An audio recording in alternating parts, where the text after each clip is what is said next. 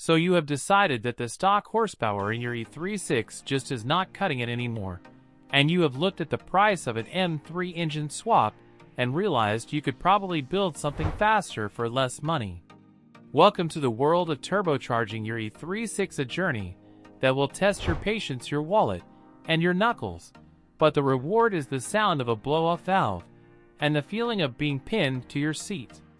The E36 platform, specifically the inline-six engines like the M50 and M52, is one of the best starting points for forced induction in the entire automotive world. These engines arguably handle boost better than almost anything else from that era, thanks to heavy-duty iron blocks and a robust rotating assembly. But before you go onto eBay and buy the cheapest turbo kit you can find, stop. You need to know that a cheap kit is the most expensive route you can take, because when that no-name wastegate fails, it takes your engine with it. The first step is not buying parts, it is ensuring your engine is healthy. Do a compression test and a leak down test. If your numbers are inconsistent or low, boost will only blow your engine up faster. You also need to refresh the entire cooling system, because a turbo adds massive amounts of heat.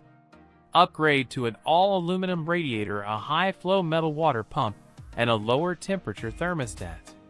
Now let us talk about the manifold. You have two main choices: a top mount or a bottom mount. A bottom mount keeps things stealthy and usually requires a scavenger pump to help get the oil back into the pan, because gravity will not be on your side. A top mount looks aggressive, sits right up next to the valve cover, and is easier to work on, but requires you to move things like the washer, fluid reservoir, and coolant expansion tank. For the turbocharger itself, do not oversize it. For a street car, something like a Garrett GT30 or GT35 size is perfect for quick spool and making anywhere from 300 to 500 horsepower. You will need to tap your oil pan for the oil return line. This involves dropping the subframe and removing the pan, which is a big job, so while you are there, weld in the oil pan baffle to prevent oil starvation during hard cornering. Then comes the most critical part, which is engine management. You cannot run a turbo on the stock ECU map. You have a few options, but the most popular for beginners is sending your ECU, specifically the MES41 if you have an M52 engine, to a reputable tuner who can flash a base map for a turbo setup. However, for total control, a standalone ECU gives you the ability to tune every parameter and includes safety features that can save your engine if fuel pressure drops. Speaking of fuel, you will need bigger injectors, usually 42-pound or 60-pound injectors, and a high-flow fuel pump like a Walbro 255. Do not forget the clutch. Your stock clutch will slip the moment you hit boost, so upgrade to a stage 3 clutch with a lightweight flywheel to handle the extra torque. Another pro tip is to switch to a slightly thicker head gasket or a ARP head studs. The stock head bolts are torqued to yield, meaning they stretch, and under boost they can lift the head, causing a blown head gasket. ARP studs clamp the head down much tighter, keeping the cylinder pressure where it belongs. Finally, you need gauges. You are flying blind without them.